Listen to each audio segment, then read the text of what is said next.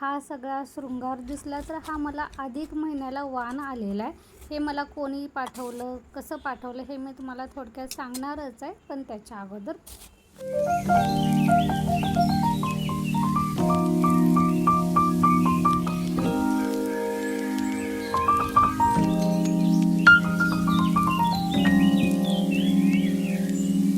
तसं तर घरात आम्ही 4 जण राहतो आणि तुम्हाला चौघांचं रुटीन बघायचं असेल तर मला कमेंटमध्ये सांगा. पण आज मी फक्त आम्हा नवरा बायकोंचं दोघांचंच रुटीन आज दाखवणार आहे.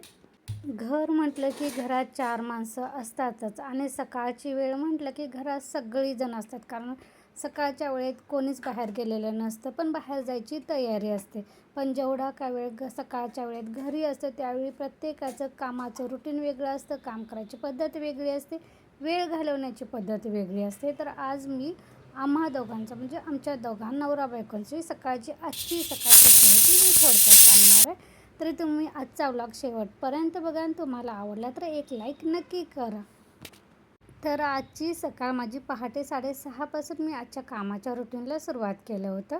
तर उठल्यानंतर पहिल्यांदा तर मी दूध गरम करायला ठेवलं होतं. त्यानंतर अंडी उकडत घातली होती पोरांना नाश्ता देण्यासाठी. मग चपातीला पीठ मळून ठेवलं तोपर्यंत मी एकटीच जागी होते. आणि मला चहाच्या अगोदर गरम पाणी प्यायची सवय होती. त्यामुळे कोमट पाणी केलं आणि थोडंसं खिडकीजवळ निवांत बसून प्यायचं असं ठरवलं. खिडकी ओपन केली तर बाहेर पाण्याचा आवाज आला. आज पाणी लवकर आलं होतं. कारण आमचं गाव आहे आणि गावाकडे पाण्याचं टायमिंग फिक्स नसते. तरी बरं सकाळी लवकर आलं कसं घरच्या कामासोबत हे पण कामं होऊन जातं. पाणी पटापटा पिलं आणि त्यानंतर प्यायचं पाणी भरायला आले. तर इथं पहिल्यांदा पिंप धुवून पाईप टाकून ठेवायचे म्हटलं आणि आतल्या कळशा आणायच्या. तर ते पाईप पण कधी साथ देईना, सारखं असं प्रेशरनं उडत होतं. त्यामुळे अर्धा पिंप भरला, तो हातानं उचलून आणून ठेवला. त्यानंतर बाकीच्या कळशा वगैरे भरून सगळा हांडा वगैरे घरचं पाणी भरून ठेवलं. त्यानंतर वर्कशॉपचं पाणी भरून ठेवलं. हे पाण्याच्या सुरुवातीलाच कामं करून घेतली कारण पाणी जाईल ह्या भीतीनं. म्हटलं आता निवांत वरची टाकी भरू दे. तर इथं माझं हे चाललं होतं तोपर्यंत हे माझ्या नवऱ्याचं बघा फिश टँक दुरुस्त करायचं चालू होतं. एवढं सोपं नसतं. आपण कधी एखादा जीव सांभाळायला घेतो ना तर त्याची काळजी पण तितकीच घ्यावी लागते. आता हे फिश टँकचंच उदाहरण म्हटलं तर ह्यांचं खाणं वेळेवर ठेवावं लागतं, प्रमाणात ठेवावं लागतं. प्लस कधी ते खाण्याचा वगैरे असं ते फिल्टर वगैरे दुरुस्त करायला लागतो वेळेवर. कारण ते पाणी साडतं स्पंजमधून खाली येतं आणि पाणी सगळं गढूळ होतं आणि मग ह्यानं पण मासे मरू शकतात. त्यामुळे हे वरचेवर कधी फिल्टर म्हणा, त्याची लाईट म्हणा कमी जास्त होते, बंद पडते, ते सगळं मेंटेन करावं लागतं. तर आज कधी ते फिल्टरचा स्पंज असा माशांचा खाऊ गेला ना, फिल्टरचं ते शोषून घेते ना, तर ते स्पंजमध्ये जाऊन अडकतं आणि मग ते वरचेवर कधी स्वच्छ करावं लागतं. आज त्यांनी ते काम करत होते. तर इथं पाणी भरल्यानंतर आम्ही दोघांनी पण चहा घेतला होता. त्यानंतर भाजीसाठी मला भेंडी करायची होती. त्यासाठी भेंडी चिरून वगैरे घेतली आणि आता तव्यामध्येच फोडणी टाकून घेते. पहिल्यांदा तसं तर मी भेंडी थोडीशी भाजून घेते, पण आज थोडंसं पाण्यामुळे वेळ झाल्यामुळे डायरेक्टच फोडणी टाकली होती आणि बारीक गॅसवर झाकण ठेवून वाफवून घेतली होती भेंडी. त्यानंतर तनूच्या डब्याला वेळ होईल म्हणून दुसरा गॅस चालू केला, त्यावर ही भेंडी ठेवली तव्यामध्ये वाफवत आणि एका बाजूला आता म्हटलं चपात्या करून घ्यायच्या. तर ही थोडीशी अशी धावपळ माझी सकाळची आजची होती. मी थोडंसं दाखवलेलं आहे. पूर्ण दाखवून घ्यायचं म्हटलं कामाला वेळ लागतो आणि तसं पण कसं वेळेत डबा द्यावा लागतं, वेळेत सगळी कामं आवरायला लागतात. त्यामुळे ते मोबाईलचं शूट करत बसलं ना की अर्ध्या तासाच्या कामाला तास जातो. त्यामुळे मी मोबाईल बंद केला आणि माझी बाकीची कामं पटापटा आवरून घेतली. तर ही आता संध्याकाळची वेळ आहे. थोडीशी माती मी पलीकडल्या त्या दादानं कुंभाराच्या ठेवायला सांगितली होती. म्हटलं आज थोडीशी बादलीनं आणायची. तर ते इतकं जड एका बादलीनं आणलं होतं दोघींनी पकडून, काकीने आणि मी. कारण मला मग त्यामधली 2 बादलीमध्ये ती वाटणी करून ठेवली. म्हणजे एका बादलीमध्ये मी घालून ठेवलं, ते कधीतरी मला बिया वगैरे टोकण्याला बरं पडेल. आणि एका बादलीला मी होलं पाडून ठेवली होती काहीतरी घालायला होईल म्हणून. त्यात थोडीशी अर्धी बादली भरेल एवढी माती टाकली, त्यात पाणी टाकलं आणि मी ज्या बिया दाखवलेल्या आहेत ना ह्या गोकर्णच्या आहेत, निळा गोकर्ण आहे. तर तो मला वेल तिथं कठड्यावर चढवायचा होता.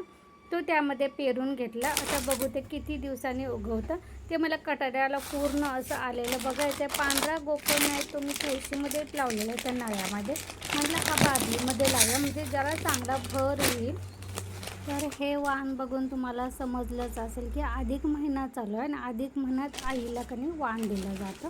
पण माझ्या सोनाने माझ्यासाठीही हैदराबादवरून पाठवलेले साडी, ब्लाऊज, त्यानंतर क्लोच आहे, त्यानंतर शृंगार आहे, नेलपेंट आहे, टिकली आहे, असं त्यानंतर मेहंदीचा कोन आहे. इतकं सारं पोरीने हे पाठवलं होतं आणि मी तिला प्रत्येक वेळी ओरडत असते की असं काही खर्च करून पाठवत नको जाऊ, पण ती ऐकत नाही.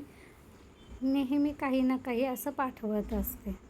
साडी तर इतकी सुंदर आहे ना, म्हणजे तिला कसं माझ्याजवळ राहिल्यामुळं तिला माहिती आहे माझा आवडीचा कलर, किंवा मला असं जास्त झाकपॅक असं आवडत नाही. सोबर रिच कलर पण थोडेसे असे डिफरंट असतात माझे, तर तशाच पद्धतीनं तिनं हे सगळं पाठवलं होतं.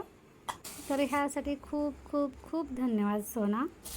तुम्हाला हे अधिक महिन्याचं वाण कसं वाटलं ते मला नक्की सांगा. त्यासोबत तिने तांदूळ पण दिले होते, म्हणजे ओटी पूर्ण दिली होती. तर इथं दुसऱ्या दिवशीची सकाळ आहे. इथं माझं मीठ संपलं होतं, म्हणून बरणीमध्ये म्हटलं पहिल्यांदा मीठ काढून घ्यायचं, कारण आज मला नाश्त्याला पोहे बनवायचे होते आणि तनूसाठी ऑमलेट बनवायचं होतं. त्याला ऑमलेटसोबत खाण्यासाठी ब्रेड पाहिजे होता. ब्रेड माझ्याकडे नव्हता, म्हणून त्याला दुकानात पाठवून दिलं होतं. तसं तर तोच आज ऑमलेट बनवणार होता. म्हटलं ब्रेड आणायला गेला तर तोपर्यंत मी बनवेन. तर मी इथं थोडंसं वेगळं म्हटलं करायचं. 2 अंडी फोडून त्यात तिखट मीठ जे काय आपलं असेल ते मसाला टाकायचा, थोडंसं असं ते फेटलं. त्यानंतर का नाही हा निर्लेपचा तवा ठेवायचा. बरं, मी एका बाजूला चहा ठेवलेला आहे, एका बाजूला हे आता ऑमलेट बनवायला चालू केलेलं आहे. तेल घालायचं, सगळीकडनं पसरून घ्यायचं आणि ते फेटलेलं सगळं 2 अंड्याचं ऑमलेटचं जे मिश्रण असते की ते सगळीकडे तव्यामध्ये टाकून घ्यायचं. आणि मग मी वरतून काय केलं, एक अंडं फोडलं आणि तसं डायरेक्ट ते बलकासकट असं टाकलं. ते कसं दिसायला पण थोडंसं चांगलं दिसतं आणि ऑमलेट थोडंसं असं जाडसर होतं आणि मग खायला चांगलं वाटतं. तर ह्यावर तुम्हाला जर मॅगी मसाला आवडत असेल तो टाकला तर चालतो, चाट मसाला टाकला तर चालतो, किंवा अजून कांदा टोमॅटो वरून काहीही टाकलं तर चालते, ज्याच्या त्याच्या आवडीनुसार. तर इथं मी थोडंसं कधी वरच्या ते फेटलेल्या एका अंड्याला काहीच तिखट मी टाकलं नव्हतं, त्यामुळे वरून फक्त तिखट भुरभुरलेलं आहे आणि थोडीशी कधी कोथिंबीर भुरभुरली. तसं तर लेकाला माझ्या कोथिंबीर आवडत नाही, पण थोडंसं दिसायला छान दिसेल, तुम्हाला पण बघायला चांगलं वाटेल म्हणून थोडीशी कोथिंबीर भुरभुरली. पण हे पलटी मारताना मात्र सावकाश करायचं. थोडासा मी गॅस बारीक केला आणि खालून कधी शिजू दिलं. त्यानंतर मोठा गॅस केला आणि वरतून थोडंसं साईडनं कधी कढईनं तेल सोडून घ्यायचं आणि असं पलटी मारून घ्यायचं, कारण ते मधला बलक कधी थोडासा शिजू द्यायचं, नाही तर मग ते एका कडेला आलं कधी ते दिसायला चांगलं नाही वाटत. असं थोडंसं कधी दिसायला पण डेकोरेट केलं की पोरं आवडीने खातात, म्हणून थोडंसं म्हटलं वेगळं काहीतरी करायचं. आणि तसं पण त्याला कधी असं तयार असं बलक असलेलं ऑमलेट आवडते, म्हणून म्हटलं तसं करून बघावं. तर पोहे माझं बनवून झाले होते, आता फक्त चहा ठेवला होता. तर इथे तोपर्यंत आईने देवपूजा करून घेतली होती.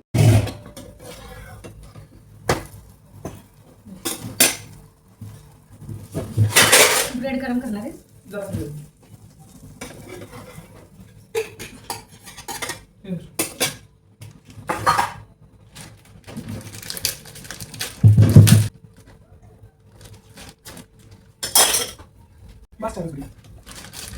तोपर्यंत तनूला त्याला ऑमलेट अँड ब्रेड थोडंसं असं गरम करून दिलं. त्यानंतर आम्हाला चहा पोहे घेतले. आता माझे फरशा वगैरे सगळ्या पुसून झालेले आहेत. जेवण काय आता निवांत करेन, कारण त्याला सुट्टी. चला ह्यासोबतच आजचा व्लॉग पण मी इथंच बंद करते. त्याच्या अगोदर कधी गरमी बघा, घाम बघा. आयुष्यात पहिल्यांदा कधी मला असा घाम आला असेल, कारण माझी त्वचा कोरडी आहे, त्यामुळे मी इतर जणांना घाम बघितला कधी असं वाटायचं की किती घाम यांना कसा येत होता. पण ह्यावर्षी मी पण अनुभवलेला आहे. पहिल्यांदा मला इतका गरमीनं माझ्या चेहऱ्यावर असा घाम साडतंय, असं थेंब थेंब थेंब सगळे असे साडतंय. चला, ब्रेड गरम झालेलं आहे, त्याला देते. त्यासोबतच आजचा व्लॉग पण मी इथेच बंद करते. पुन्हा भेटून नवीन व्लॉगमध्ये. तोपर्यंत बाय.